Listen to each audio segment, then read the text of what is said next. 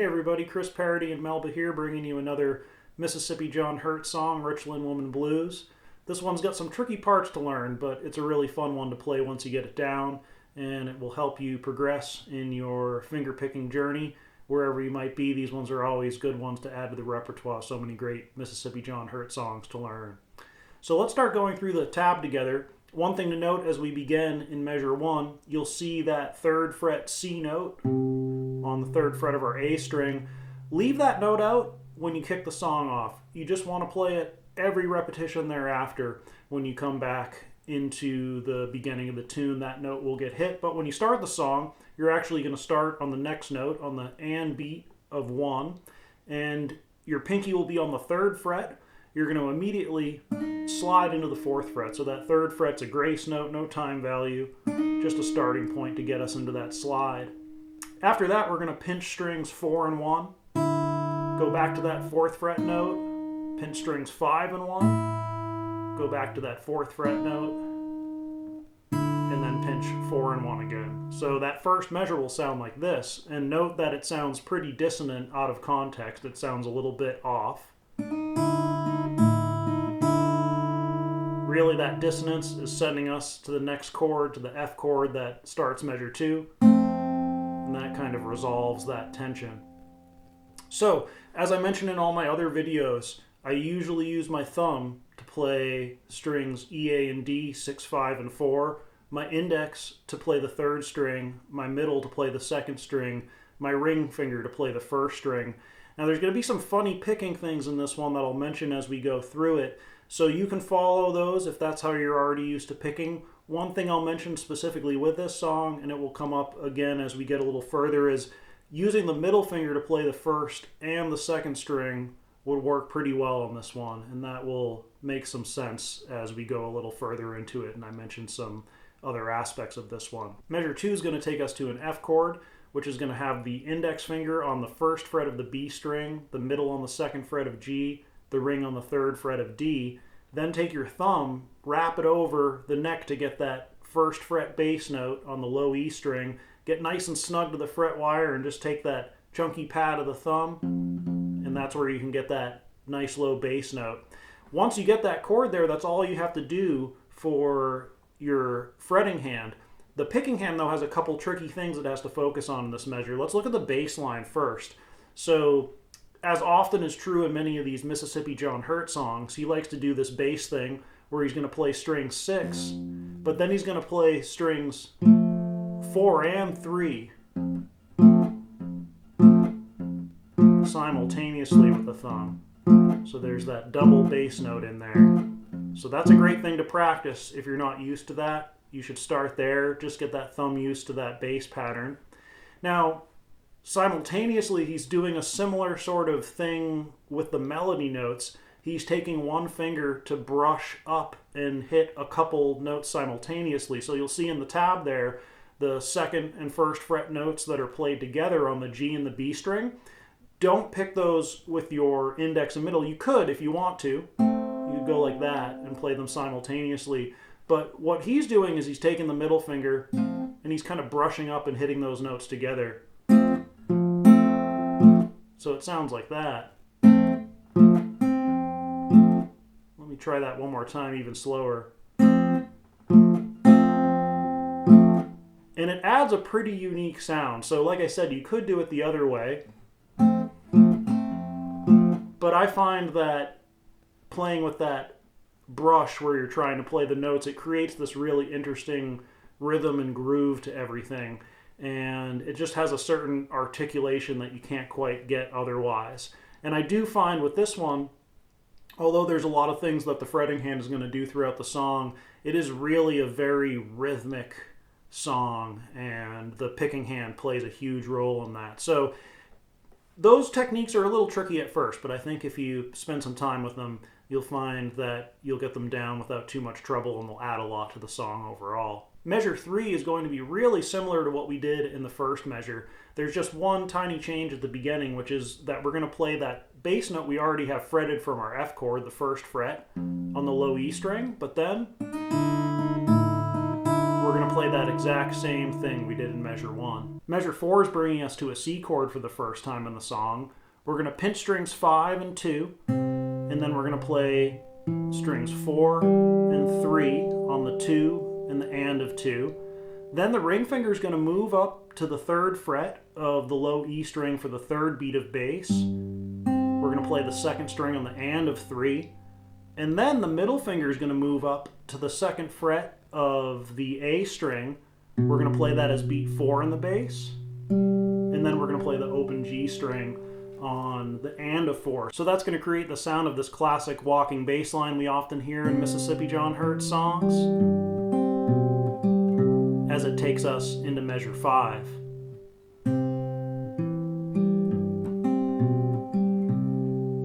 Measure 5, once again, we're coming back to the theme that we played in measures 1 and 3. This time we're going to play the 3rd fret of the A string, still coming off that C chord shape we were just on, and then the rest of the measure, just as we've played it before. Okay, your pinky ending there on the 4th fret, it's going to take a little journey over to the 3rd fret of the high E string. Your ring finger is going to go to the 3rd fret of the low E string. That means we're now on our G chord shape here. And we're going to start by just pinching strings 6 and 1. Now here's a place where the picking gets just a little funny. I use my ring finger there because that's just what I'm used to doing when I'm trying to articulate really clearly that note on the 1st string.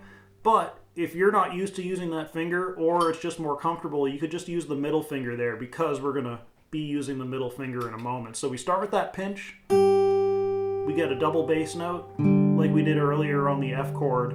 Now here's the weird part for me. I like to switch to my middle finger on this next thing because I'm brushing up and I'm hitting the 1st and the 2nd string. And I just find that easier to do with my middle finger. So I start with the ring and then I switch to the middle. But as I said, if you want to just use the middle the whole way, that'll work just as well. So I just want you to know what I'm doing in case you see my picking hand doing that in the video. But experiment, find what works best for you. So we start with the pinch, double thumb note, double melody note there with the middle finger. Then we just go to the bass on beat 3. Beat 4, the thumb is coming down to the 4th string in the bass as our middle finger is doing that double melody note again. So here is measure 6. Measure 7, we're still on the G chord, and we are going to take a break to say hello to Melba. Hi, Melba. As you know, Melba loves Mississippi John Hurt. Big fan.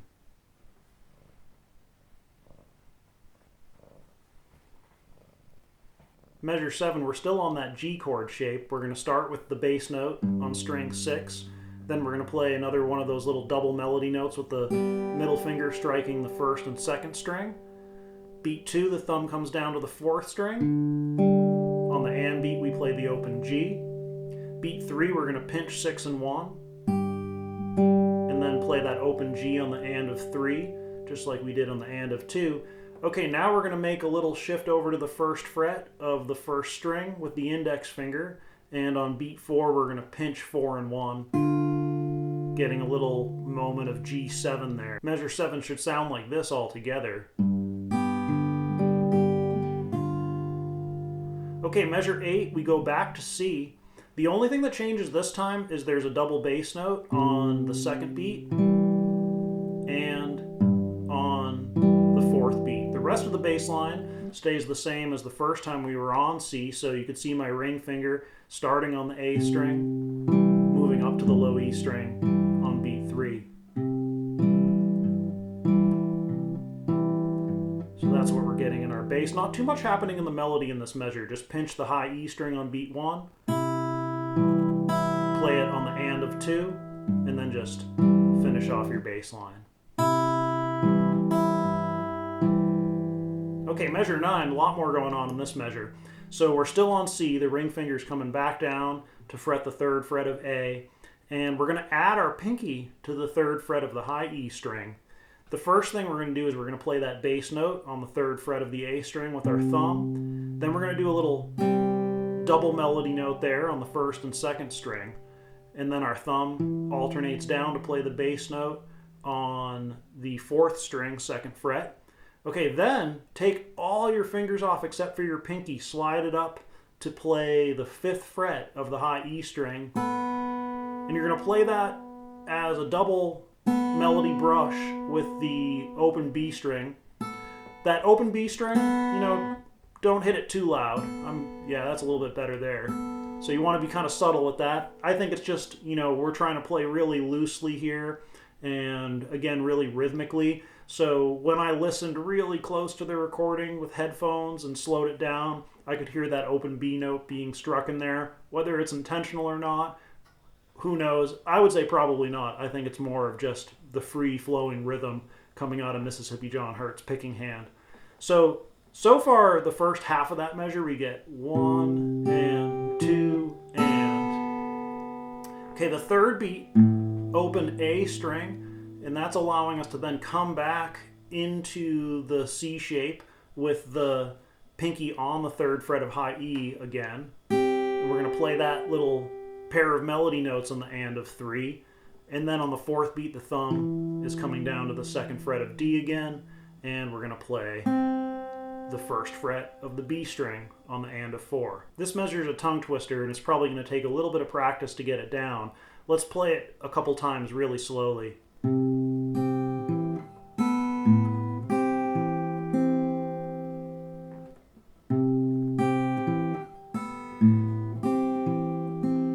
So it should sound something like that. All right, as we come into the 10th measure, still on C, take your pinky off that open high E string so that you can pinch the 5th string and the 1st string. That 1st string's open now, and the pinky is traveling up to the 3rd fret of B for the and of 1. Then the thumb comes to 4. Take the pinky off completely. So we're playing the 1st fret of B, so that would give us 1 and 2 and on the 1st and 2nd beat of that measure. Now we're switching to an F chord. We're on C, so all we really have to do is just drop the ring and middle finger down a string as the thumb reaches over there to grab the 1st fret of the low E string. We're going to play that note on beat 3, and then a big thumb note there. We're going to play 3 strings with the thumb, all 3 that we're fretting over there on the D, G, and B string. Here's measure 10 altogether. Let's hear that with measure 9 before it.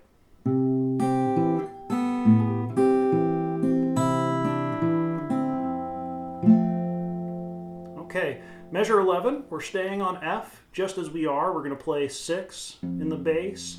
We're going to play 4 and 1 as a pinch. Then we're going to play the B string on the and beat there, that 1st fret of B. So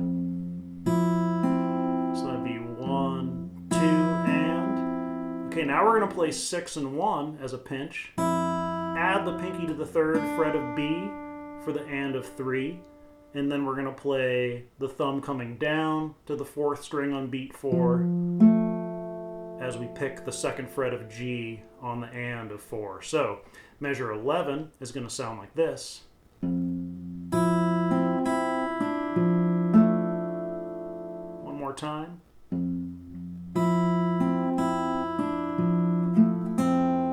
Okay, played that into the 1st beat of measure 12 there, which was a pinch of strings 6 and 2. Then the thumb is going to come down to the 4th string on beat 2. We can come off of our notes on the way to C and grab this open G note on the and of 2 there. So we'd have 1, 2, and 3 as we land into C there on the 3rd beat. I played the 3rd fret of the A string as my bass. On beat 4, I'm going to play the D and the G string as a double bass note. So measure 12 would be this.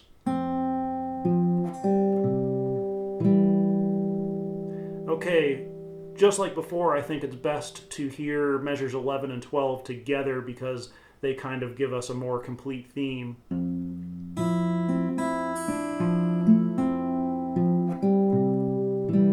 So it'll sound like that. Measure 13, we're still on C, but the ring finger has moved up to the 3rd fret of the low E string. We're really just completing a bass pattern that we've done many times in the song, but what's unusual this time is that we're finding ourselves at this point of the pattern on the first beat of this measure. That's just because in measure 12, we finished that measure on beats 3 and 4 by going back to C. We played the first 2 notes of that pattern, and that's leaving us here as we start measure 13. So just get that ring finger up there onto the 3rd fret of low E to start measure 13. From there, we're going to play that note, followed by the open high E string on the and. Then the thumb's going to come down and play the 2nd fret of D for the next bass note on the 2nd beat.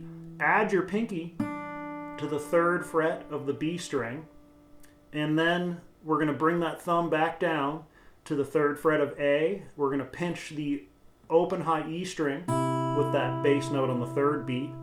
The pinky's still on the 3rd fret of B. We play that again on the and of 3, and then we're going to pinch the 2nd fret of D in the bass again with the open high E there on the 4th beat. Okay, measure 13 is going to sound like that.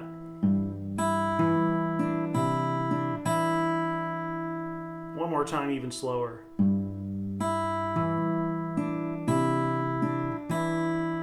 Okay, as we go to measure 14, take your ring and pinky, just spread them out so that they move up and down to the E strings, to the low E and the high E, and we're going to pinch those 2 notes together, which means we're back into a G chord formation. Little double bass note there on the 2nd beat, 4th and 3rd string open.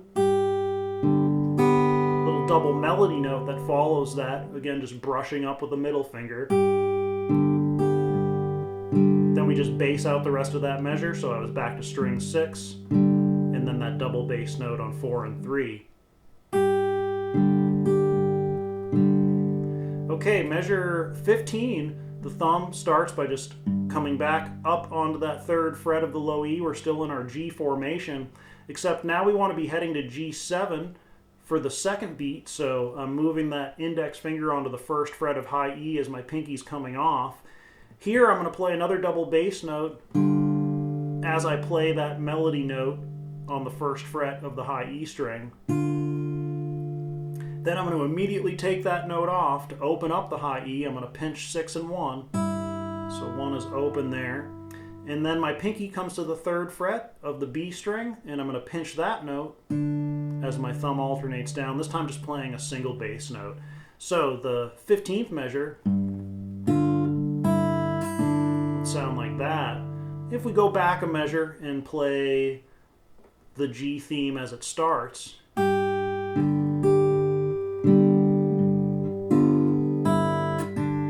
sound like that.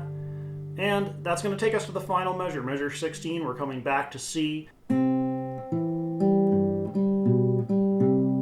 played one extra note there, which is that 3rd fret note that you see in measure 1. I told you not to play it at the beginning, but now we are going to play it as we head into the next repetition of the tune. So measure 16 there, I started with a pinch of 5 and 2, just operating out of my C chord shape. Nothing's changed so far. Same thing applies here as I go to the 4th and the 3rd string on the 2nd beat in the and of 2. Okay, now I move my bass note up like we've done so many times to the 3rd fret of the low E string. Another open G note follows that on the and of 3. Okay, the only little change, and this is where the walking bass line comes in, is you're going to move your middle finger to the 2nd fret of the A string, and that's going to be our bass note for the 4th beat. And then we're going to play that open G note again on the and of 4.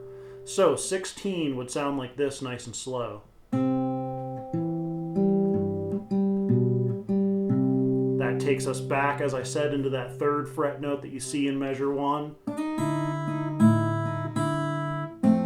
And now we're into the next repetition of the song. So that's Richland Woman Blues. As I mentioned earlier, I think you'll find it really fun to play, but it does have some tricky things in there to get used to, especially for the picking hand, those double notes that you're thumping down with your thumb, those double notes where you're brushing up with your middle finger. But those techniques will add a lot to the rhythmic delivery of the song and give you some insight into that unique groove that Mississippi John Hurt has in his playing, which is so hard to emulate. But even if we're just doing our best to imitate, hopefully it will give us some ideas to add to our own rhythmic delivery and personal style as fingerstyle pickers. So I hope you find some great value in that and have fun as you get to know the song a little bit more. Let me know if you have any questions, and I'll be back soon with another song for you. Take care.